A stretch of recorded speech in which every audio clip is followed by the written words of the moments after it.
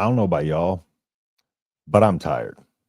I am tired, exhausted, and I'm just going to call it out. There was a obvious missed PI right there in the end zone, but a fitting end the way it ended with this game being as chaotic as it was, and of course, you got two teams that this year haven't gotten a lot of breaks, and then you have, of course, one of those teams, Nebraska, seemingly being more cursed for longer than USC. And of course, in a game of two teams that don't catch breaks, USC would be the one to catch the breaks today. And that's exactly what happened.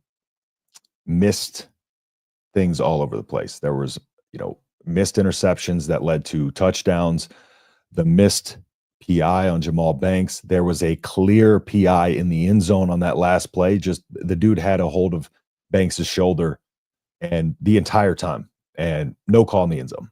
It's frustrating because those type of things would have won Nebraska this game. And I'm going to get into what Nebraska did wrong that, is attributing to this, but those two things are not mutually exclusive. There is missed plays all over the field on top of this stuff. So I don't agree with the notion that you can sit here and say that those things don't matter when they do, but we can also sit here and critique the team for their obvious mistakes today too. The defense, of course, the tackling just wasn't there today with Mayava. The thing about Mayava, when I did my preview, what I said about him was at UNLV, he ran play action 40% of the time. USC runs play action around between 30 and 35%. I can't remember exactly off the top of my head, right? But there were multiple instances where Nebraska's defense got drawn up by the play action. And when you have a quarterback that runs play action, 40% of the time when we last know of him quarterbacking, like that's his game, right? He plays off of that run game, off of the RPO. It's about getting the ball out of Mayava's hands quickly. Because when I went through the Michigan Mayava film last week, I was talking about how when Mayava was getting pressured and hit in that game, he tended to tighten up. And what USC was doing early on in the game was getting the ball, throughout the game, was getting the ball out of his hands quickly. But anytime Nebraska would turn him into a drop back passer, they would have success. And there wasn't enough of forcing him to be in a drop back passer because we could stop the run game. And that is a huge issue. And that has been a huge issue against multiple teams. Indiana was another team that, their passing game is explosive, but to have any shot against it, you have to stop the run. And that was not done today. Woody Marks was doing whatever he wanted today. And I know we're going to get into, I know a lot of people are criticizing the play calling. But I'm going to go into that a little bit, but calling, these plays are a lot like Satterfield and all this other stuff. Well, there's a element here where you have an offensive coordinator that just stepped into play calling and just stepped in the building, a couple weeks ago. He's not going to be able to install his entire offense. There's going to be a bunch of elements of the old system in the playbook. That's just the nature of the beast. I do expect it to get better as the games go along, but I will say I did see an improvement overall in the play calling. There were, just in terms of the X's and O's and the schematics, right? And then of course we saw the opportunities. Raiola missing a wide open guy in the end zone, right? That bobbled ball that on 3rd and 10 at the end of nearly the end of the game that they got the touchdown on, those little things are what hurts the most and make the mistakes stand out even more. If we win this game, we're probably not as nitpicky, right? We're not as focused, but of course we lose the game the way we normally do. A lot of emotion involved, that happens. So I do want to give one positive that I saw from the offense.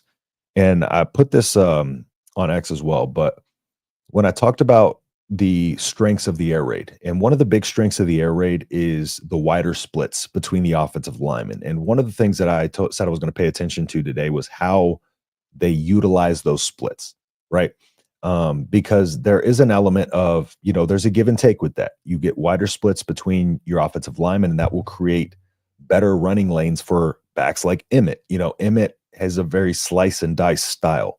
So you give him that wide open running lane by having the wider splits, and that allows him to get through the first level and be able to dance around in the second level. And that's what we saw a lot of today. So I felt like we used Emmett with a lot more purpose today. And the wider splits had an effect. And the counter to the wider splits, though, is your offensive linemen have to be a little bit quicker in terms of getting off the ball and getting their assignment, because they have to go a little bit further. Let's say they're doing a duo block and they just knock the hips.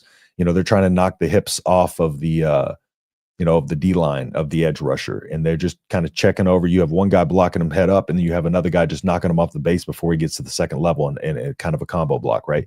And that becomes a little bit harder because you gotta slide over a little more to help with that block. However, it seemed like Nebraska's offensive line, for the most part, did a good job. And the running game, the thing about the running game is it was there when the passing game was working, and then of course, as the passing game started to go behind the line of scrimmage and stall out, the running game also stalled. And that's the entire thing that made the offense hum in those few instances where the drives were rolling together and solid. Was they had that passing game kind of working. And you saw a lot more of the short and intermediate pass game worked in today. You didn't see as many just strictly deep routes that put Raiola in a situation where he's like, take a hit, or I have no checkdowns. We saw even on the play calling in the red zone on that one play where he had Banks wide open.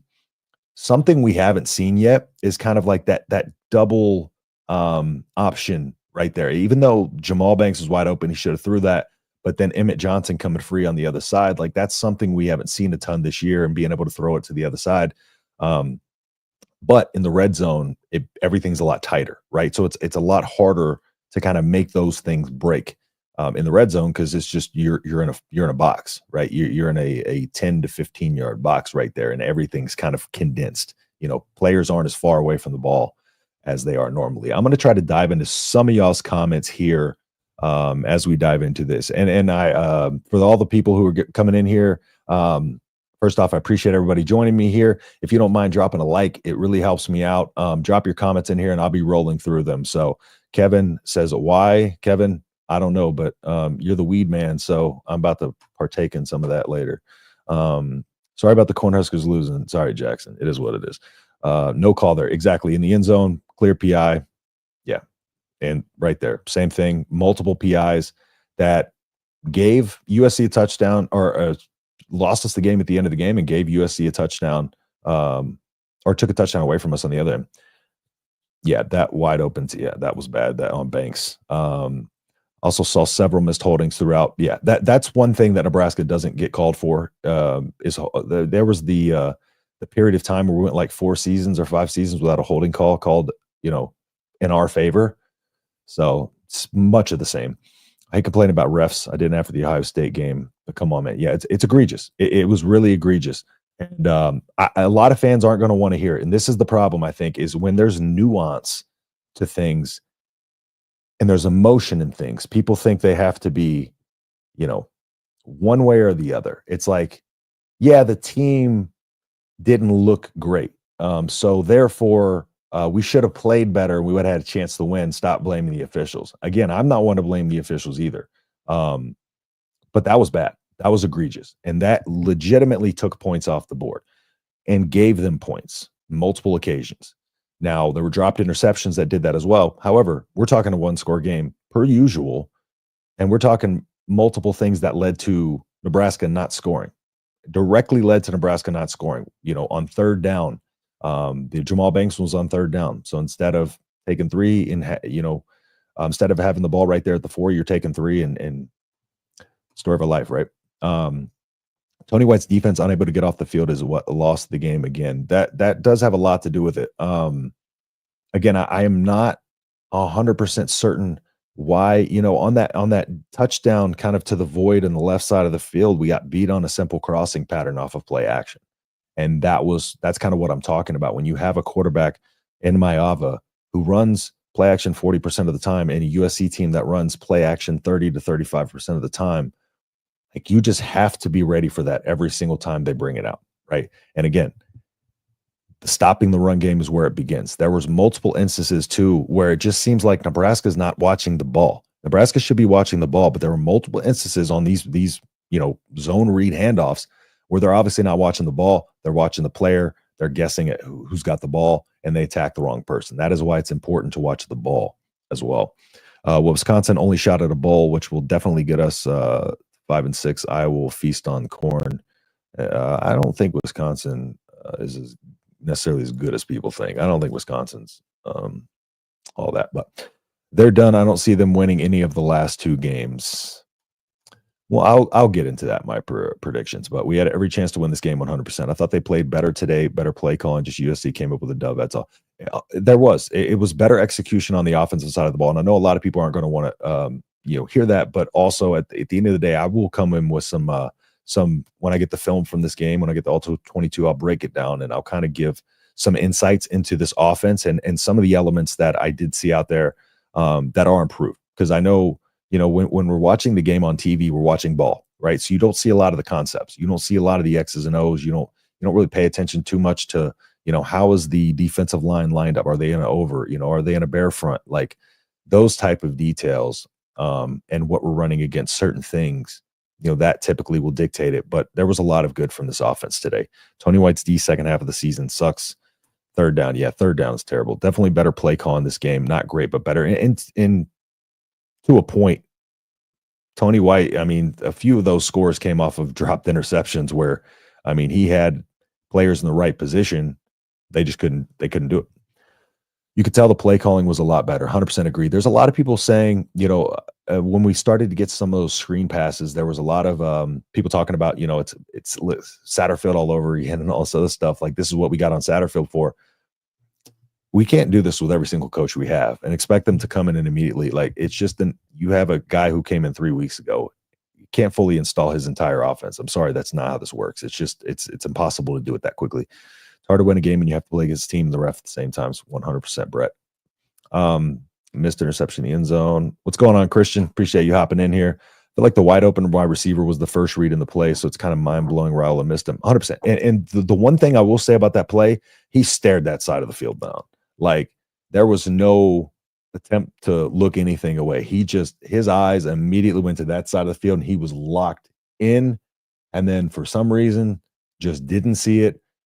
Comes over to the right. And as soon as he comes over the right, he has Emmett there, but it wasn't there, man. I don't understand, because he locked in, keyed on that read. I don't know what he was looking at.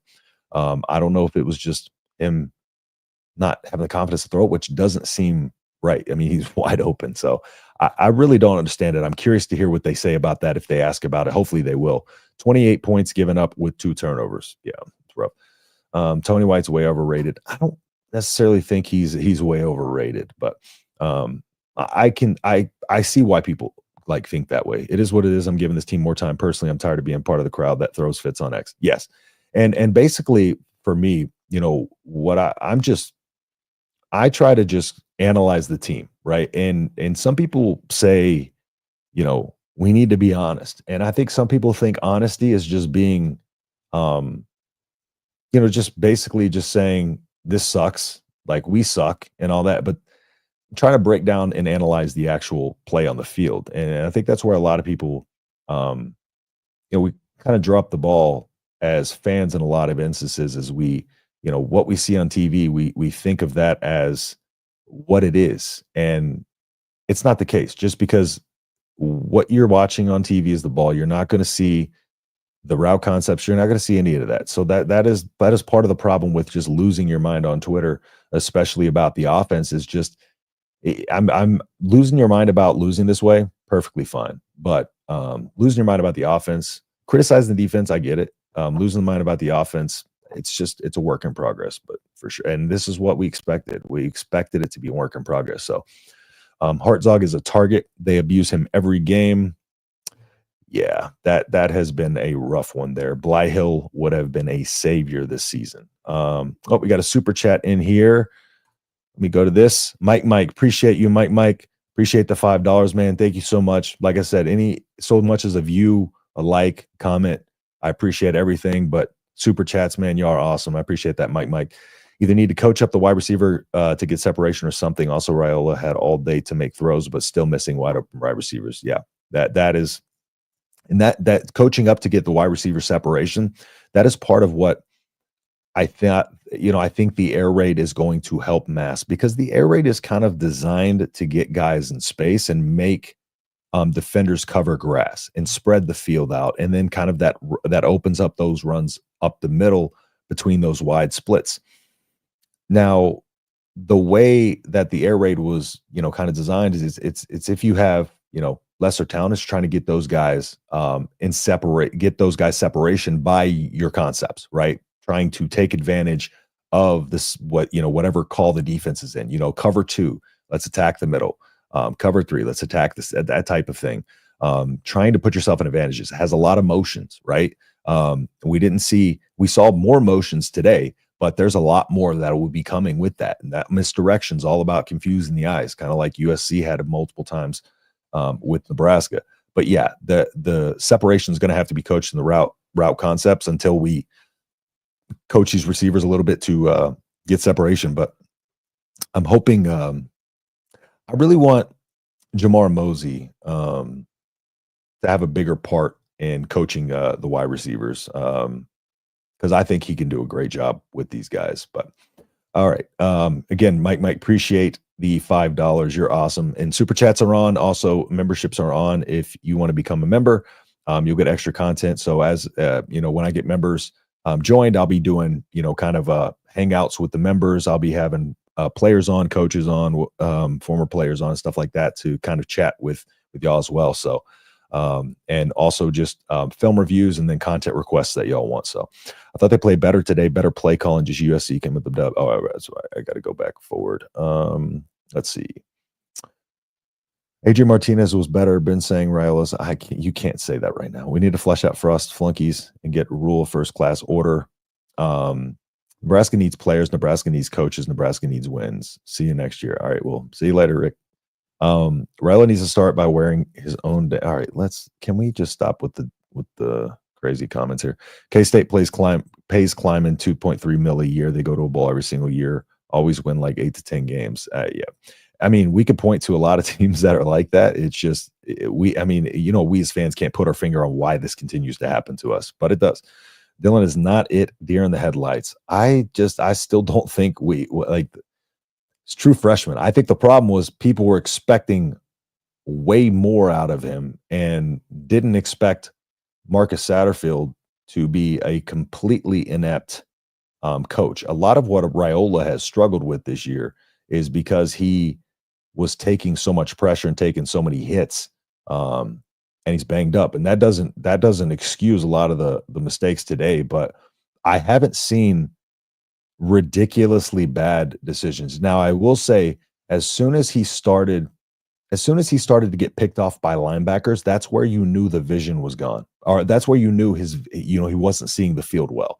And that I brought that up last week as well, because when he's seeing the field well, you're not going to be baited at that, because a couple times, in the Rutgers game, that linebacker barely took a step forward, step back. And that Rutgers game was the first game he started taking some hits and really started to feel that pressure in the pocket. And then from then on, it's been a struggle. It's been a bit of a struggle for him. So you can't give up on Dylan Raiola at this point. You just cannot. This hurts, of course, but year 2 under Matt Rule, it was still year 2. I think a lot of us got a little hyped out of the gates, but it was always going to be a kind of a 3-year turnaround. But a lot of the mistakes that we've had this year are inexcusable. So I do understand a lot of the frustration, and I echo a lot of the frustration that y'all have as well. Same with Nebraska, also, but with better play caller. QB needs to be a leader. All right, Charles, I appreciate the comments, though. I appreciate you helping me out. Don't be down, Husker fans. Still number one in giving back. Coaches making retirement plans. Hey, we pay coaches a lot of money to not coach this team. QB is afraid to get hit. Wouldn't you be if you took all those hits? Can't we agree it's not the penalties, it's the program. They're legit cursed. 2-week bye, rules turning out to not be the ends. Again, it's nuance, right? It's not black and white. We can't we can agree that we had opportunities that were missed that could have won us the game, even though those calls happen. But at the same time, those did dictate the outcome of the game. So it's completely fair to talk about officials.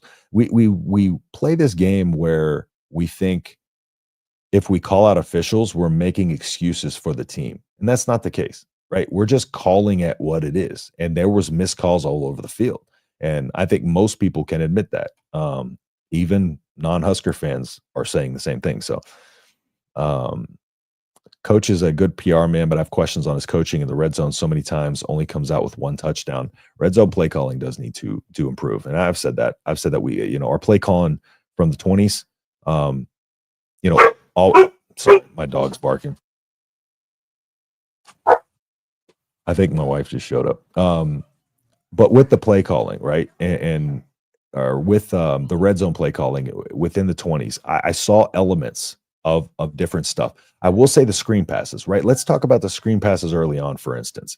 Those early screen passes and those kind of little, sneak out flat routes, the Janiron Bonner stuff and stuff like that, they had success early, but that was because they were run with air raid concepts.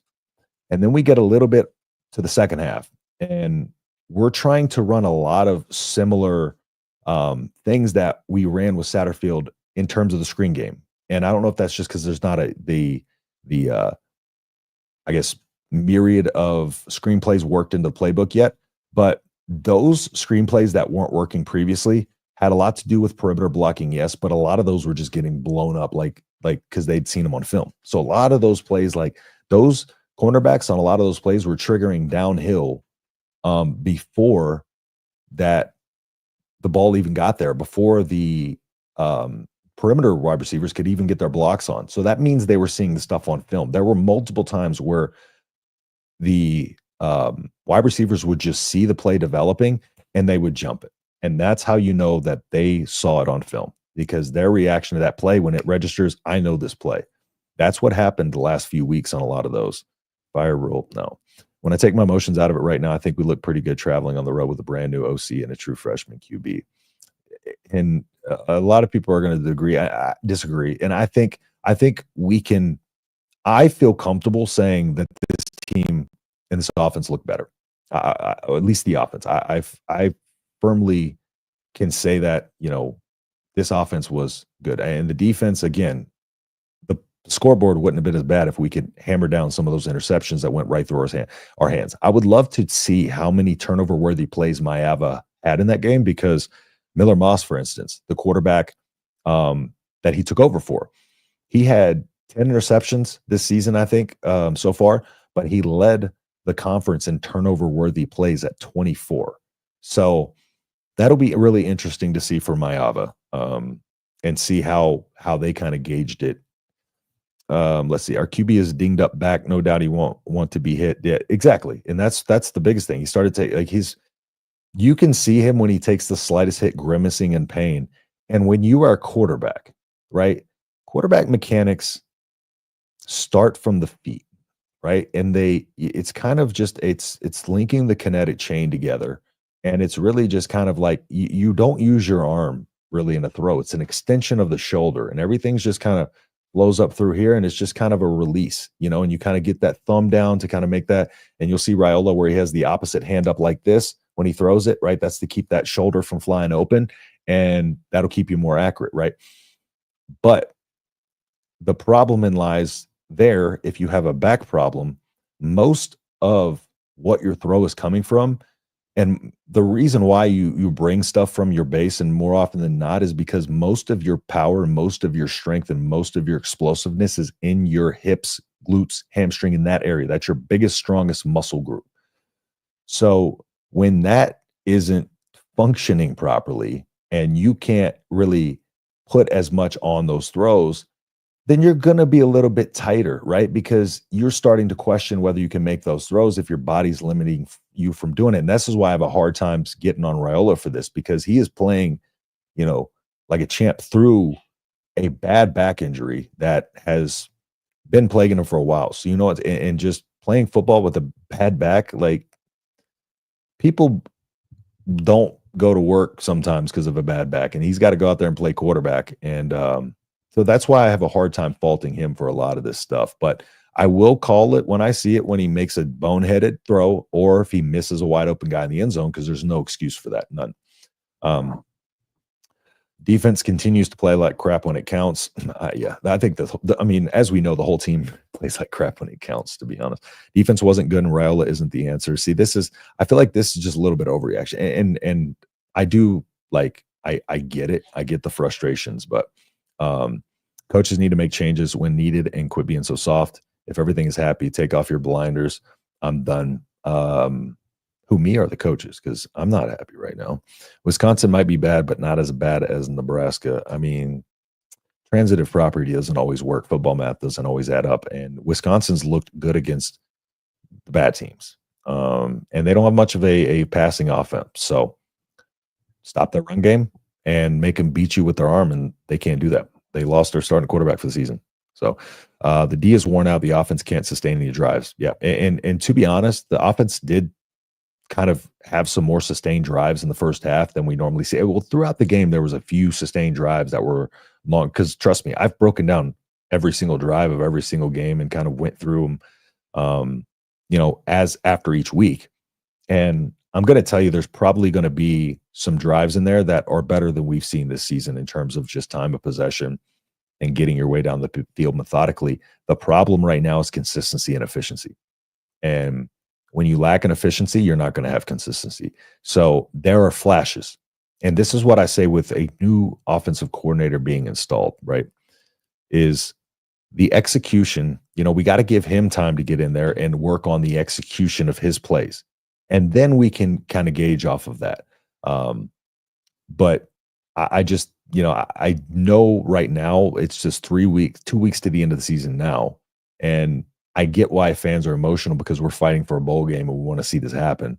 And we really don't have time to waste to implement, a new offensive system because we need to get to that 6th win. So again, I get everybody's frustration. I'm not saying you're wrong, right? We all have our own opinion on things, but that's just where I stand with it.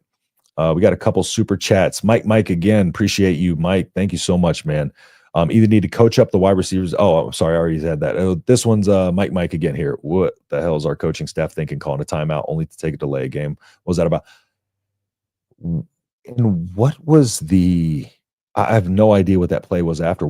I don't know why Raiola was just holding his hand there and not hard. Like I have no idea what any of that was. I'm sure that'll be asked in the post game. So if anybody can see what was asked, if that was asked about in the post game or what an answer was, I would love to hear that. So again, thank you so much, Mike. Really appreciate you and the BA Coaches Show, man. I appreciate you as well. Justin, I'm a huge Rule fan, but the clock timeout management is baffling and I'm losing faith week by week. I can't lie. Yeah, I'm not going to lie there. The clock management, timeout management is horrible. It's been all season. The thing about me with Rule is I said from the beginning that if Rule's going to come in here with, a 3 to 5 year turnaround, let's give him 3 years and see where we're at. And again, I think this team's ahead. And look at the recruiting, right? Look at where we're at with recruiting right now. That's another thing people don't factor in is we got a lot of good recruiters on the staff, and Matt Rule and what he is building inside that building clearly has recruits still buying into the vision. And that's why it's hard for me to say Rule is not the answer or anything like that, just because we live in a world, it's what have you done for me lately? And we kind of want success now, right? And in the era of the transfer portal, rebuilding is a hard thing to kind of look at, while other teams like Indiana and Colorado, they're sitting here and Colorado's had an easier schedule, but they're sitting here and getting players out of the portal and turning it around quickly. And I think that's where a lot of our frustration comes from. But last year, Matt Rule came to the press conference when things were going bad, and he's like, "This is what you hired me for. I'm going to get this right." And so I'm just going to give him, because changing coaches clearly hasn't worked. It's never worked. So let's just give a program builder an opportunity to build a program.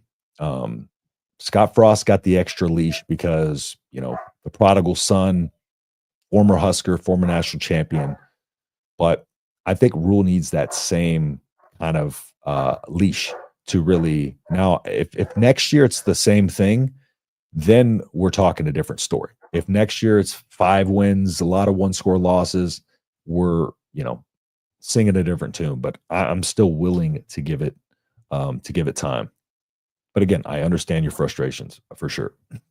Okay, let's see. Get back to where I was. When I take my emotions out of I'm sorry, I got a little further down. That execution off how she drove the USC game. Right. Yes, I'm aware. There was some better execution on offense, absolutely. And when I break down in film, I'll point it out to you so you can come see it for yourself. Let's see. I'm trying to get down here. Where was I at? All the talk are excuses, new coaches, no help. I'll tell you, we have Rick, but you just say all the talk are excuses, the coaches, no help. What is your explanation? What are the real problems that I haven't brought up? Let's hear it. Offense looked better today, absolutely, Scott. Agreed, Ralph. We knew this was coming, tried to wish it away, yet here we are.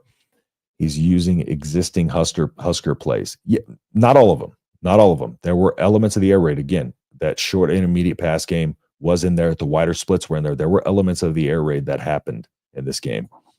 I'll bet you if Raiola goes to a team that has a better O-line, next he will succeed. 100%. 100%. And people who are wishing Raiola would go away or be benched, when he goes, look at Adrian Martinez when he went somewhere and torched. It's going to be similar. It's not Adrian. It's not all on Raiola. There are moments that are on him, yes, but not all of it. Huskers will be better next Saturday. Joe, I appreciate you, man. Joe always coming in here with some optimism. Raiola transferring anyways. Heard to Miami. It's not happened. Is there a serious conversation for starting Harburg? I only think if Dylan's injury is to the point where they feel like it's affecting him enough. But putting in more of a running quarterback, when we're trying to install an air raid and when you want your quarterback to learn this offense as well, I think it's only beneficial because Matt Rule said numerous times you get better at football by playing football. And so the only way this offense is going to get better is by him getting out there and getting the reps in live game action as well. New coach gets here, expected to work miracles in his first game. Exactly. And Dion calls it like it is all the time, man. Dion will get in here and say, he hates whatever. If he hates Rule, if he hate Rule that day, he'll come in and say it. So Dion's saying it must be true. Black skirts. Year 2. Let's see. Let's go for the roster flip. That's not a style with the transfer portal. I saw Nebraska recruit's father tweet about how this fan base deep down does not seem to really believe in their team. I'm starting to feel like this assessment of our fans. To be honest, I give grace to our fans because it is hard to constantly make excuses for this team. It is hard to sit here, but I calling Nebraska fans out for that, I think is being very disingenuous because let's see any fan base go through this of what Nebraska's gone through the last, since 2016, essentially. And let's see what their fan bases do. I guarantee you they're not going to be showing up and selling out every game. I guarantee you they're not going to be sitting there watching every game. I guarantee you they're going to jump off that team's bandwagon so quick. So whatever they say from the outside looking in, whatever, it's if you look at it from our perspective, you'll see why there's frustration within the fan base. But there's a lot of reckless stuff that is said at the same time. And that's where I think on Twitter and stuff like that, breaking down football and criticizing football, but just going after and attacking, players or just saying stuff that's just kind of, I guess, a little bit, the bad look, overall. I think we can be there to criticize the team and criticize the execution and criticize the plays, but some people get a little crazy on there. 11 turnovers for 46 points, fantastic 6-game stat. That's rough. Black skirts today for sure. Give us something to believe in. What's there to believe in? Skurs fan, I'm trying to give you hope, man. Gonna lose the last 2 games. That's the spirit, guys. All right, 0-8 last 9 games that are win to become bowl eligible is tough. Yeah. Gotta feel sorry for the 20,000 Nebraska fans that took the time to travel all the way to LA. I'm out in Phoenix, and there was actually a couple buses. There's a alumni group out here called Huskers in Arizona, and they even took a couple buses. I can't go with them naturally. I used to be in the group because you can pay for a membership. But since I do post games, they have 9 watch parties in the Valley, and basically what they do is they rotate the watch parties, and it basically is only for Husker fans to fill it up and all that stuff. But yeah, since I do the post games now, I wasn't able to do that. So SC coaches, their runners to push an extra 3 or 4 yards after the hit. They kept their legs moving. They were getting downhill quickly. Freshman QB plays like freshman. He had to step into his throws and stop. That was another thing too. Right now, he's putting a lot of loft on some of his balls. Even that little, that little dump over to where Emmett could have probably broke that down the sideline if he breaks one more tackle. I think it was Emmett. If he breaks one more tackle, like I feel like if he gets that throw there just a little bit more on a line, Emmett has the ball in his hands a little quicker and is able to make a cut and probably break that play. Those little details. Those hurt for sure. Seemed like defensive alignment was off about a third of the snaps, add with unique plays by USC and tore us up 100%. There were alignment issues, and there were just complete, word I'm looking for, just misassignments. Let's just say misassignments. There was complete misassignments, people in the wrong place again, but we've seen this sometimes rear its ugly head against these teams. For instance, Indiana. What Indiana did a lot early in the season before they played Nebraska was they attacked the middle of the field a ton, right? Attack the middle of the field. And then they try to hit, a little bit over the top on some deeper passes, but they'll dump it over and then they'll throw it over the top. What they did against Nebraska is they targeted the sidelines a little more than they have against any team. And Nebraska wasn't ready for that. And this is the problem right now I think Nebraska's defense has, is you have a team that is throwing out new concepts, right, that they haven't had on film before, but that happens all the time. But it seems like every time it happens right now to Nebraska, we're not ready for it. Indiana, again, they did the same thing. With Ohio State, what we did very well there was take the run game, the quarterback run game, away from them. And because they use that a lot, but also, we lined up in a different front. We lined up in a bear front more often than we did against Indiana, which we didn't do at all because we couldn't stop their run game. So next week against Ohio State, we lined up in a bear front. We're able to stop their run, and that gives us success. So then we come back, a little bit further along, the UCLA game, that was just execution issues left and right on the defensive side of the ball. And then you come to this game, and again, it's just like we can't preemptively coach and walk into these games. Like you can't go and lose every game because an offense implemented a new system and be reactive. And right now we're a little bit reactionary when it comes to our defensive coaching. And Tony White will adjust, but the problem is you can't always be reactive. You got to be proactive. You're going to lose games if you're always reactive. That's just the nature of the beast. So never mind me. I'm done. This team is garbage. Rivals regressing. Defense is getting gashed. Never mind me. I don't blame. I literally don't blame you for that. Has anyone thought about analyzing other games to see what plays they're using to win? Our plays look like. Yeah, I do film breakdowns on the other team all the time. My live stream this Tuesday, I did a film breakdown on Jordan Mayava when he was at UNLV. So I do a lot, and also that is going to be one of the membership features. Is thoroughly in-depth breaking down the film on our, opposing team. The one thing that I will say with USC though, watching the film, it's just like, I had to just rely on Jordan Mayava film, not knowing what to expect with Mayava and the USC offense, because there's a little bit of variance, a lot of variance between those two teams and how they run their offense. This is what it looks like when God hates you. That's all right. Fred, it's not that bad. Dylan left his big boy pants in Illinois. Holgerson schemes will work. I have faith in Holgerson schemes. When it's a 1-point game And I open X to see every Husker fan saying it's over. We know what is going to happen. We lost. It might not be what most fans want to hear, but it's sad to see. 100%. And I think we all feel that, right? I just try not to speak it into existence, but I am sick and tired of, like I posted, I'm tired of having to talk about this every single week, right? It gets difficult. We need to hire more 22-year-old position coaches who've never played the position. They can't keep getting away with this, crying Jesse. Man, I just literally read that in that voice. Holgerson looked pretty good today. Need better wide receivers for sure, and to get rid of the 3-3-5.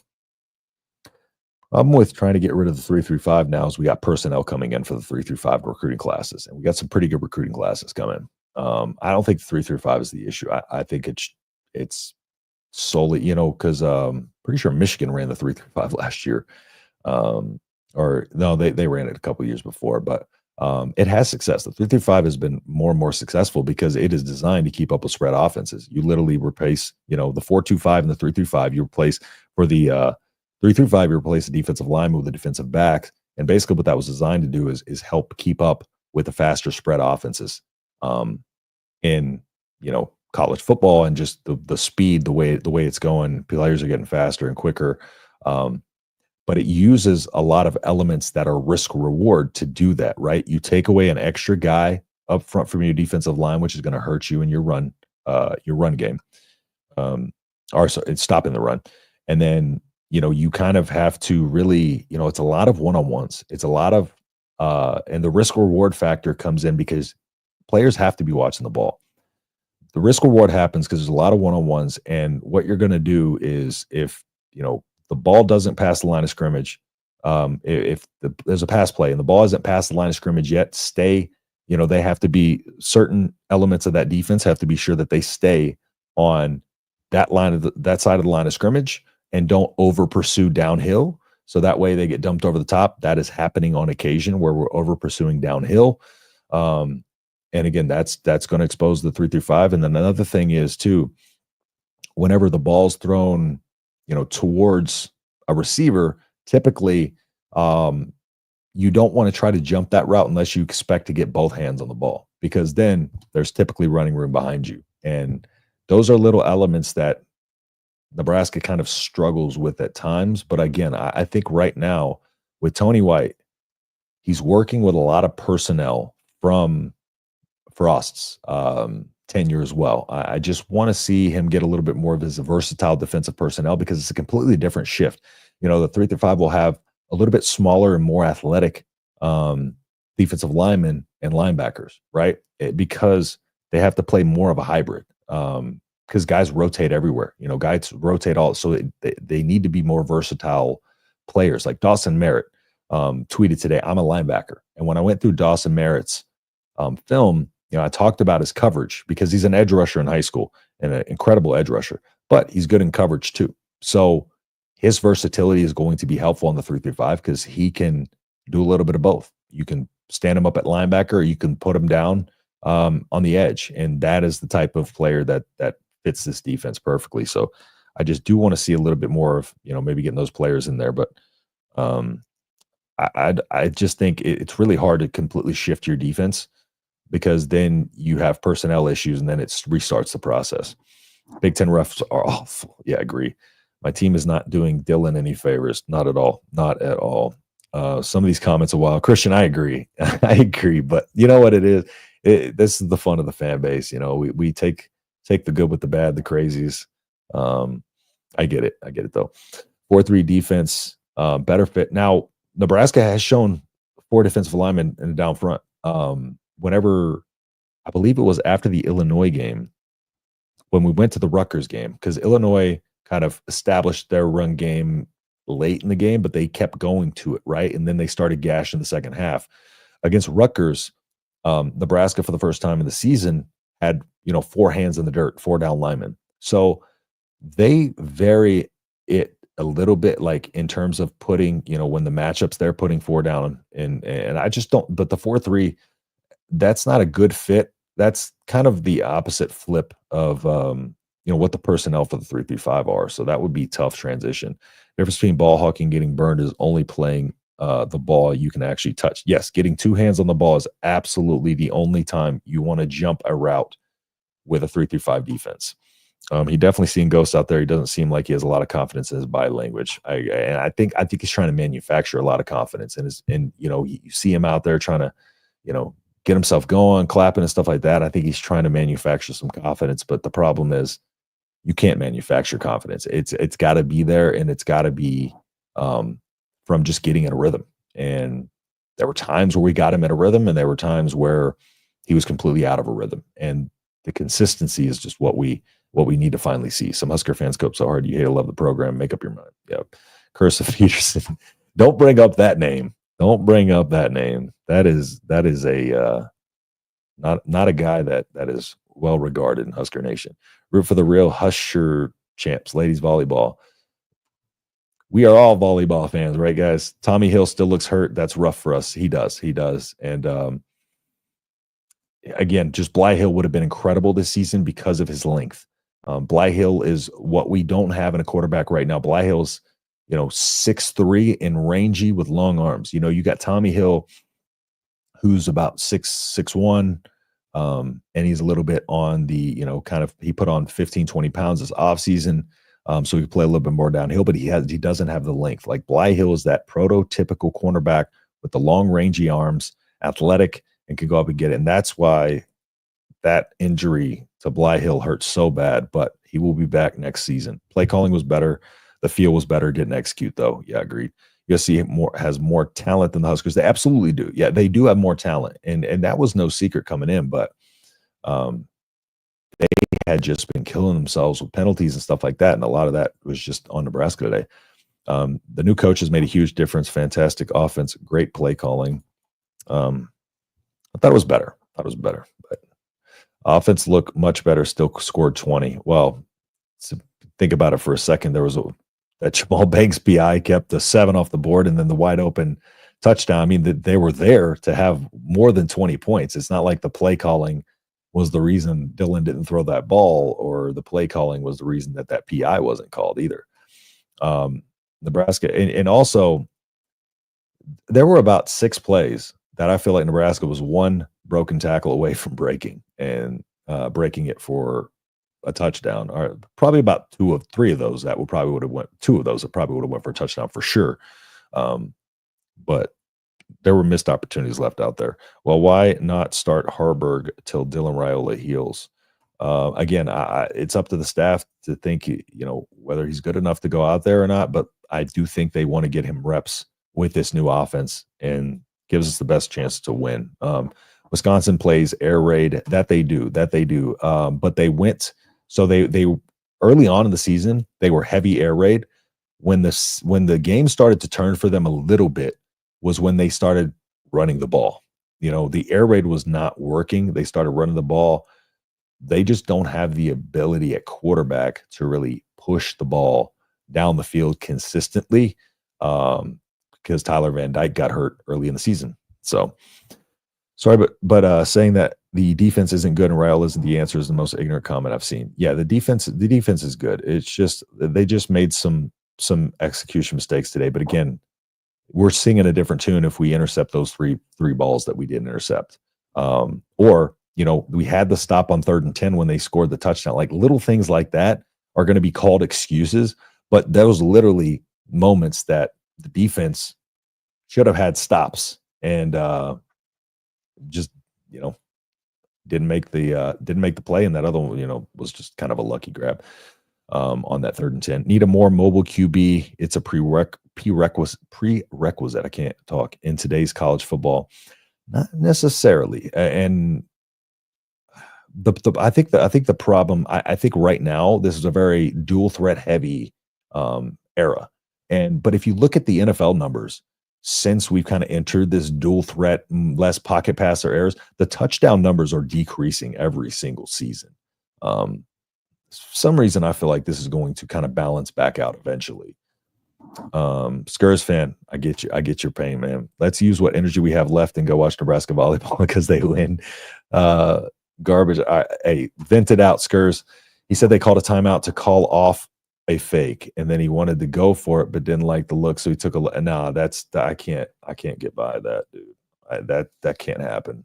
You have to just know when you run them out there what you're gonna do. You can't take a timeout there. I'm sorry, you just cannot. If you're gonna go for it, snap the ball.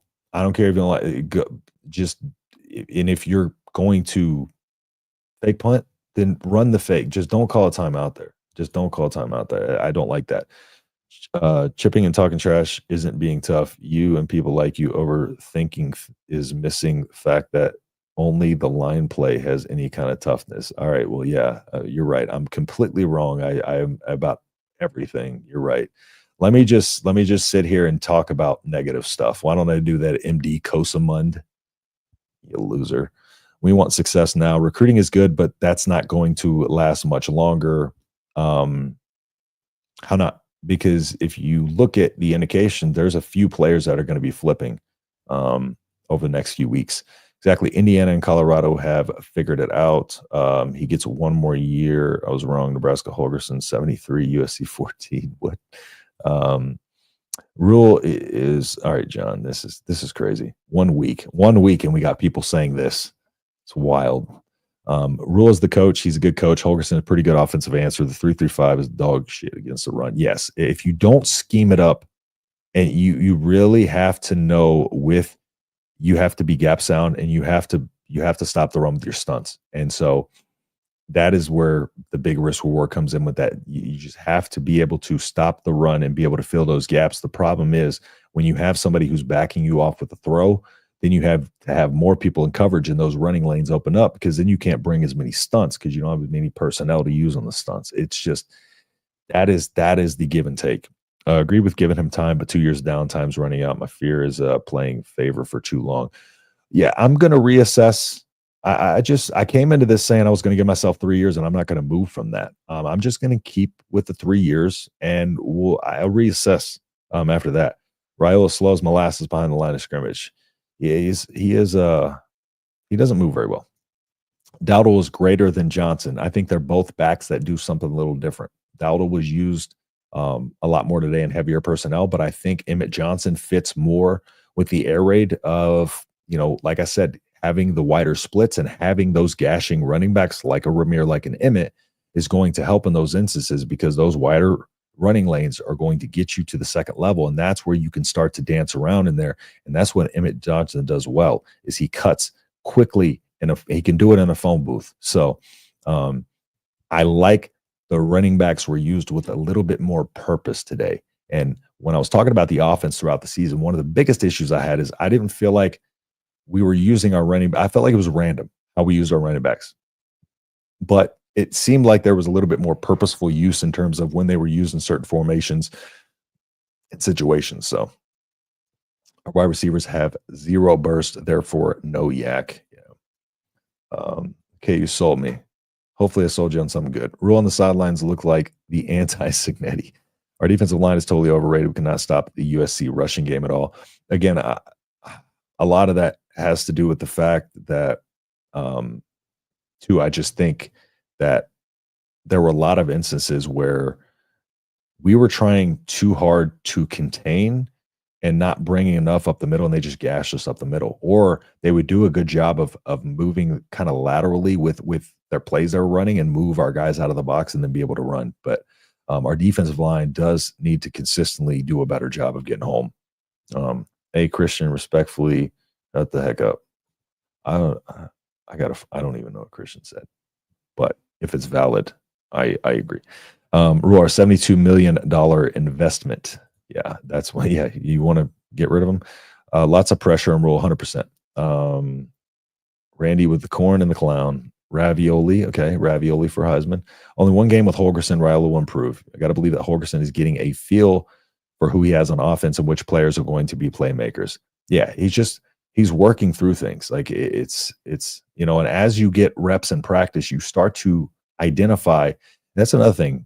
When they go through reps in spring and fall and all that, and when they're going through the actual reps, they make it a point to say, to note the success percentage with certain personnel on the field. Let's say a running play. Dowdle has more success. He's successful 76% of the time on this play. Emmett's successful 57% of the time. And right, you put yourself in the advantageous situation. So Holgerson's going to learn those things too a little bit in time and learn how these players execute. That's another thing too, is just learning how to use his personnel. Ethan Holgerson was great. Scheme is terrible. Holgerson can't coach stuff out of Raiola in 1 week. Yeah. Nebraska, but live in Oklahoma. Thank goodness they are in their struggle. 7 years, no respect. The games only get tougher. Nebraska had a running game today. I think USC is tougher than Wisconsin. I'm going to be completely honest. I do. Raiola's release is the complete opposite of Dan Marino's. In other words, his release is not quick. And I think part of that is because he's hesitating.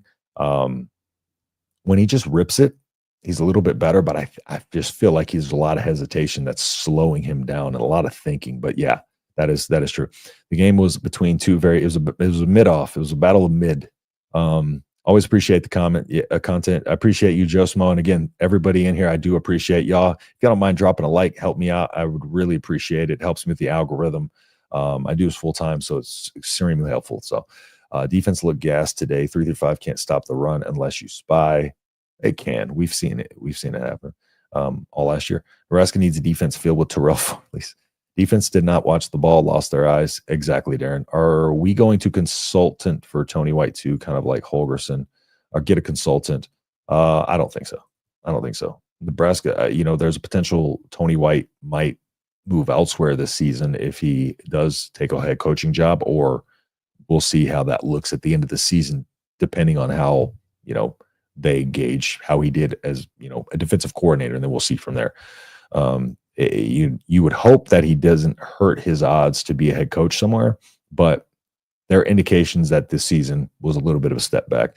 Nebraska has 2 D-line that are monsters that are the only reason the 3-3-5 works sometimes. Well, you in the 3-3-5, you have to, your nose tackle is very important. The reason why your nose is extremely important, which is Nass, of course, in this instance, is because it's a numbers game again. On defense, there's a lot of one-on-ones, right?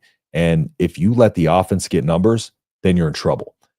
What Nash's job is to do is he's going to try to get as many blockers to have to take him on as possible and disrupt as much of the play as he can. And that will help Nebraska get numbers. We're not getting a lot of that push right now. We're not getting consistent push right now that would put Nebraska in those advantageous situations, and was putting them in that advantageous situations earlier this season. So Snow was brought in to help the defense like Holgerson. Did Nebraska give up a sack today? But yeah, he's not going to take over. But maybe I misread the question. But yeah, did Nebraska give up a sack today? And I can't remember. And that was one thing we did a good job of, is going forward for the most part in that first half, especially. Watching Wisconsin play Oregon, Nebraska's in trouble. I still believe. I've watched Wisconsin this entire season. We'll see. We'll see. I'll break down their film and I'll give my prediction there, but we'll see. I still believe that when Pelini got fired, he called it his great grandmother Italy, and she put back a curse on Nebraska. Will never win more than 5 games a season until Bo is back. Well, I don't like to hear that. I don't believe in curses, but it might make me start. Diaz forgot how to play D. QB play not good. Fongway, appreciate you hopping in here as always. Talk about future. Nebraska needs a downhill bruiser running back. Seems like everyone that runs the ball wants a TD. Get 3 to 5 to 7 yards in punishment if you tackle the guy. Every running back can. Be Adrian Peterson, but let Heinrich Harburg line up as fullback. I've said consistently that I want Harburg to line up as an H-back. I think we can use him in a lot of different ways, because an H-back is essentially just going to be a more athletic, tight end hybrid fullback. And you can use him in multiple different ways. And you can disguise him more, because right now when he's on the field, it's like they know that he's going to kind of be involved in the play, because when he's out there, he's always involved in the play. I think if we do some stuff to kind of get him out there for a series and run him as the H-back, or for a sequence of plays and kind of, run him out sometimes, but don't target him, or sometimes just put him in a blocking situations and then try to sneak him out, little stuff like that to try to take advantage of his overall athleticism, and just to see him on the field a little bit more. Got to be up at 5 a.m. here in the Philippines. Another game, so many opportunities. I appreciate you checking in, RS. But yes, so many opportunities. It's tough. Offense has been a work in progress for years, 100%. USC was too fast. They made our team look like we were playing in slow mo. They have speed over there, and they have athletes. I've never, in my preview, I said USC is going to have the athletes to beat us, but they have just killed themselves too this year with penalties. In the Minnesota game, they had 9 penalties for, I think it was 75 yards or something like that, which was what essentially lost in the game. That's happened in a couple of other games to them as well. The Michigan game, USC didn't take care of opportunities. They got beat by Michigan late in that game. So, but today it was us. 3 years is a joke, like Indiana. Wait, the thing about the way Indiana rebuilt is that you can compare those two things and say, like, oh, look where Indiana's at and look where Nebraska's at, if our intent was to turn the team around in a year like Indiana did, right? But again, last year, Rule said, this is what you hired me for, right? He has a system. He was hired to use that system to come in here, and we'll give him 3 years. I don't think that's a joke, but comparing it to Indiana is those are two completely different things. And Indiana was the type that they needed that, right? They needed that spark. They're not a team who can heavily recruit. They don't have a lot of NIL. They don't have a lot of history. So teams like Indiana, to be on the map and to be on recruiting radars, they have to just kind of, put out a good season. And what Signetti's done is incredible. None of us expected that, not even close. Most of us had them as one of the bottom teams, potentially in the conference, but they always had kind of the most upside just because they were a team full of transfers and we didn't know what to expect. But pretty much with Indiana being how they are, they were kind of down there, and all their NIL goes to basketball. So now there's just, they needed that kind of spark to get them on the national audience and get them into some of these recruiting races. And now it's paying off for them for sure. I don't think Nebraska is actually going to run an air raid offense. Maybe some of the concepts. The thing about the air raid, and this is what, Holgorsen, when he was at West Virginia, his offense, I think it was 2016, his offense averaged over 200 yards on the ground. So people think of the air raid as just as like heavy throw. Like we only throw, like the run game we throw as our run game. And that's the air raid has transitioned over time, and Holgorsen has taken elements of other styles and balanced his offense out. You have to be balanced. You have to balance your offense out, which is why I've seen Holgorsen over time get better with his offense. And that's why I know he's a good coach, because he has adapted the air raid to still be successful. And you run the ball a ton in the air raid. If it's working, they're going to run it. There's going to be balance. And the way Matt Rule explained how this offense, or Glenn Thomas explained how this last year when he came on, or this past offseason when he came on, he said the offense is a group kind of effort where everybody has a say. There's no egos and stuff like that. So I think there's going to be, discussions about, kind of how we balance that out. And I just think it's going to be a more balanced air raid. But in terms of passing concepts, splits, and things like, splits with the linemen and the way they spread the ball out, like the air raid is a spread, try to get as wide as you can, get the defense as lateral as you can by using those outsides, spreading the field out. And again, make the defenders cover grass. If they can cover grass, then you're going to have, bigger windows to throw into. Whereas most of the time this season, Raiola is throwing into really, really tight windows, and this is trying to get them more space. So as they can use that perimeter more and more and have success with it, that is what's going to set up the big plays for Nebraska up the middle to be gashing the run game. They have to get that outside perimeter going, though, because that's where the air raid is going to be to work its best. No chance Rule's gone before year 4. His contract's too big. He will be here at least 4 years, if not 5, due to the money. And right now, I don't have a problem with that. Whatever issues UCLA and USC have, they have better athletes than Nebraska. UCLA does not have better athletes than Nebraska. I guarantee you that. They outplayed us, and they outcoached us. Now, when we're talking about, just in pure athleticism, UCLA does not have better athletes than Nebraska. such fear of being critical of Dylan, particularly the media, hasn't played well enough to continue to start. I don't. This is not. I'm not. It's not a fear of being critical. I speak my mind on here. Anybody who watches my show know I speak my mind. I don't pull any punches. I am myself on here. I'm not afraid of calling anybody out. But it just doesn't make sense to call him out. Simply as that. It doesn't have to be a fear thing. It's my opinion. It's if he hasn't been playing well enough to continue starting. Well, last year Harburg wasn't playing well enough to continue starting. Last week Satterfield shouldn't have been the OC, and now everybody's saying Holgorsen is Satterfield. Yeah, I think the problem lies with this memory that Nebraska fans have of just wanting to make changes and expecting everything to go better. That's the problem. It's not a fear of being critical. Holgersen's play calling was pretty good. Just need a QB now. Need more size on the D line. Bigs are getting doubled on most plays. No rush. Special teams was good. Special teams was better today. Buschini, doing what Buschini does. Holger need more size on D line. I do. I think we need more. Let's see, consistency on the D line. I just don't. Nash was, so supposed to be such a disruptor in that middle. He just hasn't been late in the season. I'm not sure why. We really need that disruptor in the middle. That is for sure.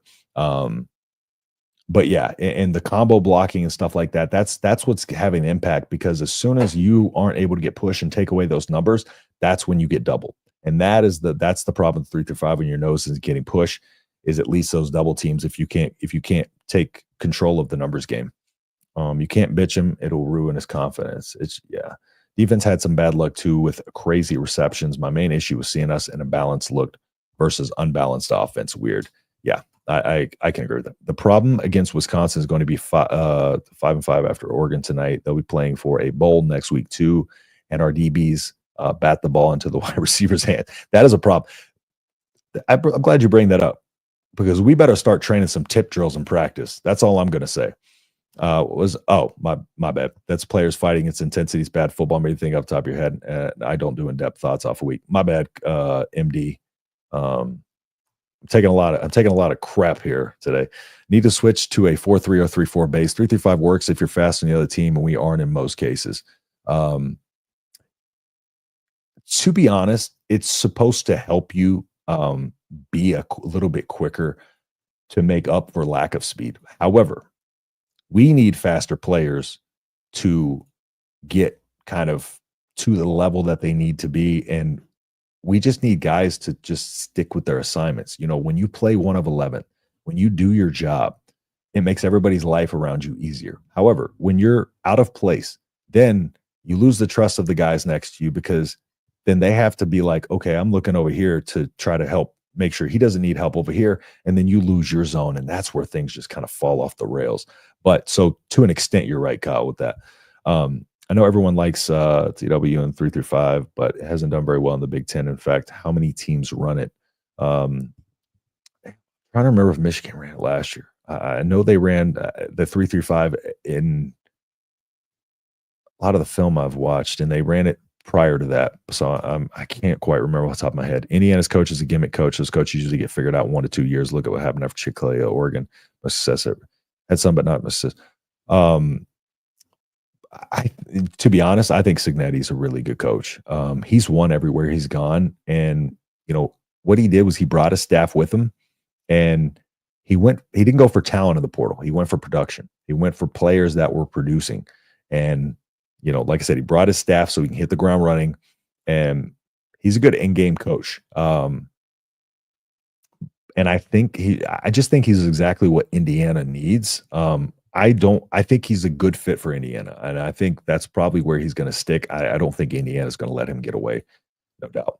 Coach Rule's one of the best college football coaches I ever saw. It takes him a few years to implement a system, but he's a good coach, without a doubt. He's incredible in terms of, it's just, again, we are in this transfer portal area, and teams are turning around quickly around us, and a lot of the same elements have lingered over, but.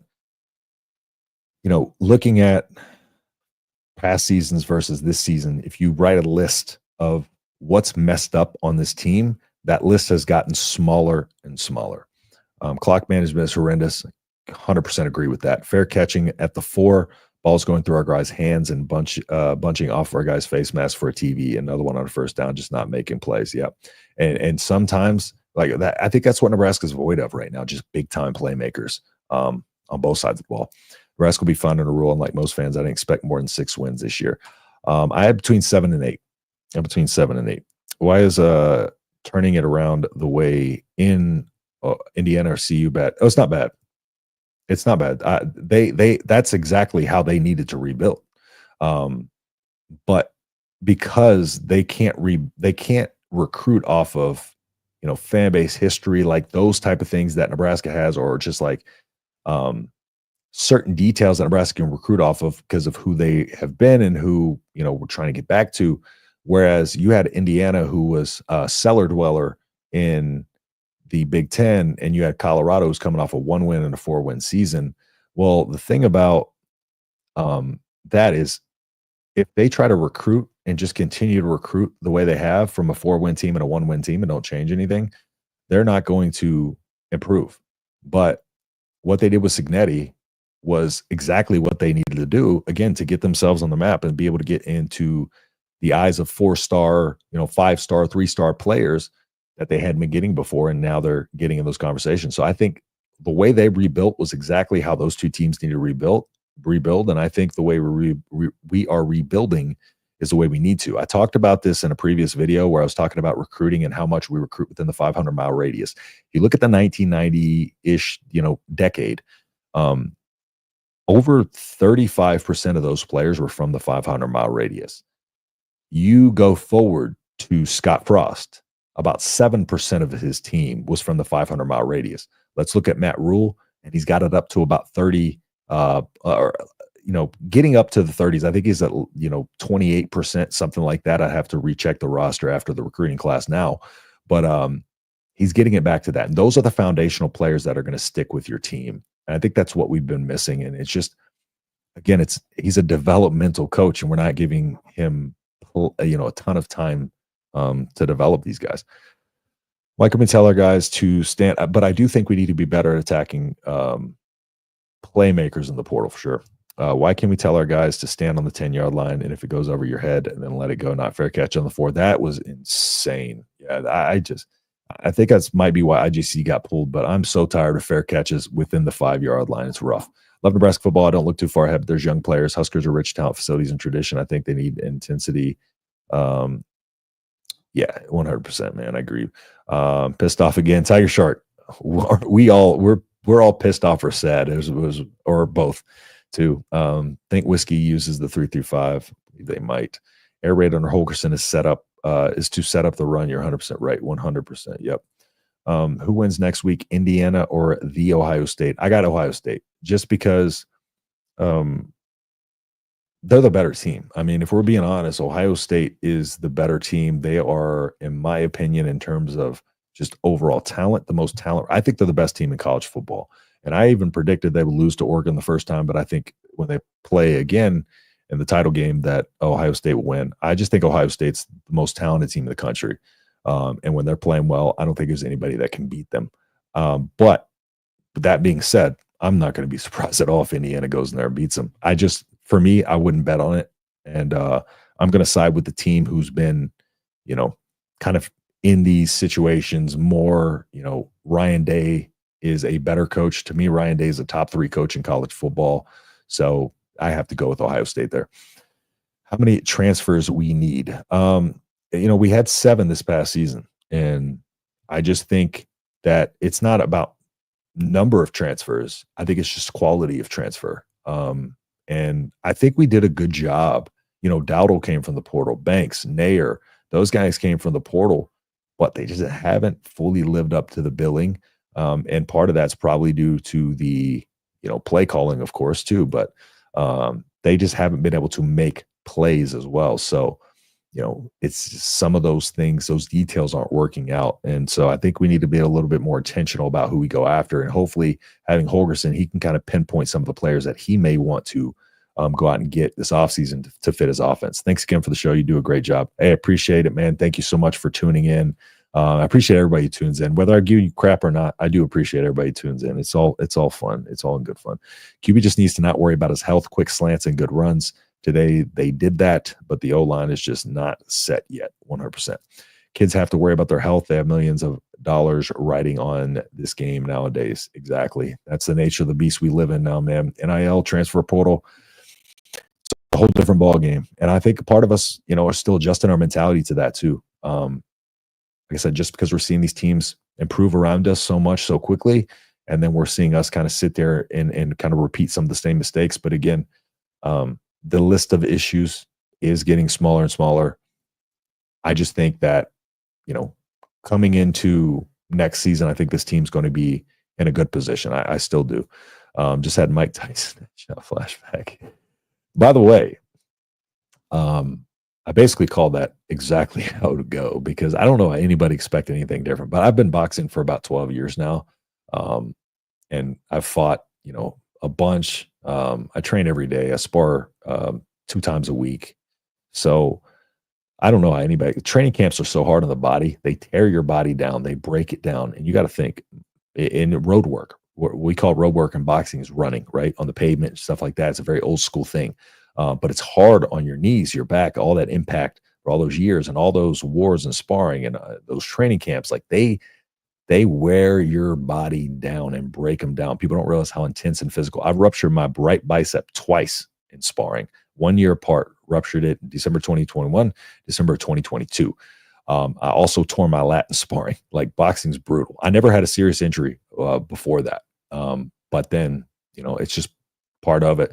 And so I just knew that in watching his mitt work and all that stuff, if you watch Tyson's mitt work that everybody's breaking down, he's throwing the same combinations over and over and he was falling off balance because his legs just weren't there. His legs weren't under his base. He was falling off balance. So I said in my prediction, put it on X, but I said in my prediction video that I hoped Jake Paul would carry him to the finish out of respect. And luckily that's what he did. But I hated that fight because I'm, of course, a boxing fan. I'm a Mike Tyson fan. I'm not a fan of Jake Paul.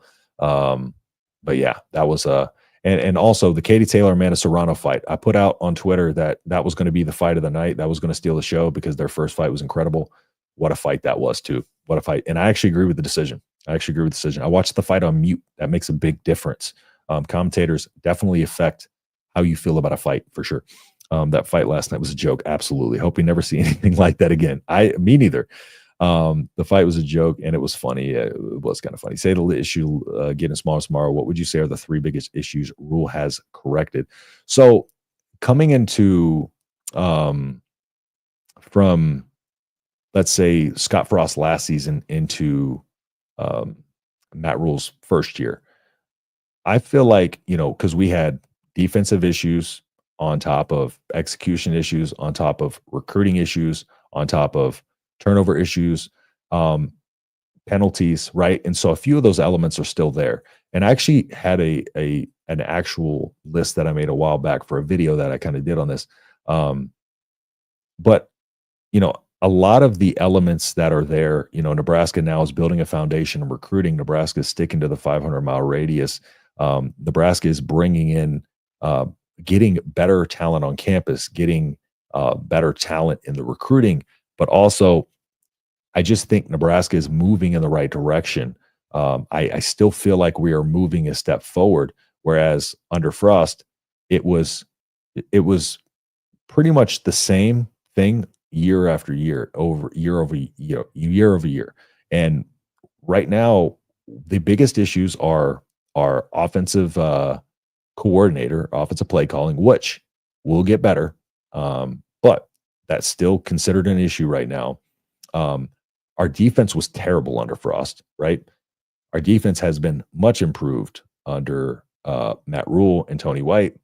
And another thing too, I think Matt Rule is more likely to take players out of the games, and he's also more likely to not keep his buddies in a role on the staff because they're his buddy. Again, Satterfield being moved out of the OC role is something we wouldn't have seen from Frost. We basically had to force Frost to get rid of, Whip or Chinander and those guys, because he would not go away from him no matter what. And he was loyal to the players too. It was just he stuck with his guys, would not rotate, would not bench. I just think there's a lot of things that he did wrong that Nebraska is doing well now that kind of just don't really stand out 100%. But in my opinion, these issues overall in terms of coaching staff and what they're doing for this team are getting smaller. But I appreciate you asking the question. Watching two dudes dancing around, not throwing punches a few times. I hope you watched the co-main event, man. Katie Taylor and Amanda Serrano was crazy. Screen passes all day long. No. And again, yeah, they were working a little bit in the first half. We had some of those air raid concepts thrown in there, but the second half, not so much. Tyson fight was a TV scam. All the commercials led us to believe Tyson was in shape. Instead, reality should have told us he was too old. He was worn out the first round. He got tired in his open pre-fight open workout. Because I talked about that in my video too. He got gassed just throwing on the mitts for a couple rounds in the day prior. So yeah, his legs were never going to be there. And yeah, I was surprised that I was so surprised that so many people thought Tyson would win. He had nothing more than a puncher's chance, and the longer that fight went on, the less his odds. The worse his odds got. And basically, I was saying he needs to knock him out in the first, and that's it. But couldn't do it, unfortunately. I really wish. So close, man. Dana really gave the offense a boost. No bowl again. Well, at least for this week. Uncle Rico, do you want to go and play quarterback, though, and throw that ball over that mountain? Please. I'll take you over there. Play calling was a lot better. Yeah, greedy on. I would really love to see the camera pan out more so I can see the receivers downfield. Be nice if we could see what the issue is. The camera's so zoomed in on the line of scrimmage. If you check out my film reviews, I have the all 22s, and I'll be able to break down a lot of this stuff in a little bit more detail, so you could see what kind of concepts we're running as well, and I'll point those out as well. I still think this team has at least one more win in them. I agree. I still think we're going bowling. Our kicking game is better, less penalties than last year, less turnovers than last year. We're slowly improving. Yep, 100%. Everything was messed up on Frost. Let's be honest. That was a laundry list there. Katie can only win if she heads butts dirty fighter. Now, this is a problem. A lot of people don't understand that when you're a lefty fighting a righty, I'm a southpaw. Lefties fighting righties, when we throw our straights and when we throw our punches, our heads slip to the same direction on the center line. I headbutt people. You can see marks on my forehead that are just permanently there from accidental headbutts, accidental clashes of heads. What she was doing when she was driving her back in the ropes and tucking her chin and pushing her back, that's called head control. And then when she would slide her head to the side of her head and kind of nuzzle it up in there and just kind of like, that keeps her out of harm's way. That means she's not going to be able to get hit if her head side by side with Serrano. She's not going to be able to get hit from that position. She can't defend herself because she's clenching, right? So what does she got to do? Tuck her chin, and she puts her head where she cannot get hit from one side, and she's only got to worry about this other side right here. That's all she was doing. The only reason people called that a headbutt and paid attention to that, had that cut not been there from the accidental clash of heads, nobody would have paid attention to the head control, because that's something that happens in boxing all the time. But since everybody was focused on the cut, like, oh, that's dirty. It's not. There was no. And Serrano came out today and said that she misspoke. Like, she's like, it wasn't dirty. It wasn't intentional. That's boxing, man. That it happens. Everyone noticed that Rule didn't play a sheet, have a play sheet in his hand today, not even on his persons. He 100% started calling plays against UCLA. Yep. But she leads with her head, like grinding her head into the cut. She's not, in those moments, she's not sitting there thinking like, I'm going to drive my head into this cut. She is putting her head where she normally puts it in every single fight. Nobody calls this out ever until, the cut happens. But that's head control. There is a word we literally call for that, head control. It's getting your head out of harm's way, and it gets you in a better position to have leverage over them and drive them. When you have control over where their head goes and where their neck goes, you can control their body, right? And so that's all she was doing. That is something that happens in boxing all the time. Again, it was called out because people saw the cut, and the commentary team was very biased against Taylor. But I watched the fight on mute. I had Taylor winning by 2 rounds. With the point deduction, I had the exact score the judges has. I thought she was countering more effectively. Serrano landed more volume, but Katie Taylor landed just the cleaner shots, the crisper shots. And, people talk about power shots in the CompuBox numbers. all power shots are is any punch that's not a jab.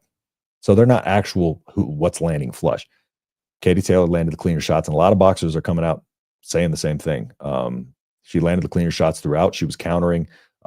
She was getting back a distance. She was fighting the fight on her terms. And that ring generalship, the 10-point must system factors all of those things in, not just, small details. And the reason that the head butt was deemed accidental and the cut was opened accidentally was because it was a clash of heads that happened southpaw versus orthodox. So, but I don't think people are wrong if they think Serrano won. That's the thing about a close fight, right? If it's a close fight, there's no such thing as a robbery, in my opinion. Robbery is an overused term. That is for if a fighter clearly wins, like it's one-sided and they screw him over. But in a close fight, there's no such thing as a robbery. And I love both those fighters. They're both awesome, but I'm just glad we got another fight. And I hate that this is the conversation and just not how incredible the fight was. I hate that this is kind of taken away from just how great that fight was, because we're just kind of arguing about this. But that's out of Katie's control. Scorecards are out of Katie Taylor's control. So I don't get why people are mad at her and booing her and trashing her. That doesn't make sense to me. But we're about an hour and a half. Went about a half hour later. But if you are joining the conversation, we'll keep these things going as long as y'all like in the coming weeks as well. So with that being said, though, I'm going to head and go ahead and jump off of here is the last comment I had. So with that being said, I have my Tuesday live streams again at 6 p.m. Central. If anybody wants to check those out, I will be going live. I will be breaking down this game as well as the upcoming game. And, stay tuned for the videos throughout next week, previewing the upcoming game and kind of giving some more in-depth, as I'm able to kind of look at the film, some more elements of what I saw from this offense more specifically and what I think we can look forward to, in the future. But for everybody who jumped in here, liked, joined the conversation, again, I can't thank y'all enough. I appreciate each and every single one of you who take time of your day to spend it with me and, kind of hang out with me on here. So, but with that being said, again, I will see y'all on Tuesday, and I'm out of here. Peace.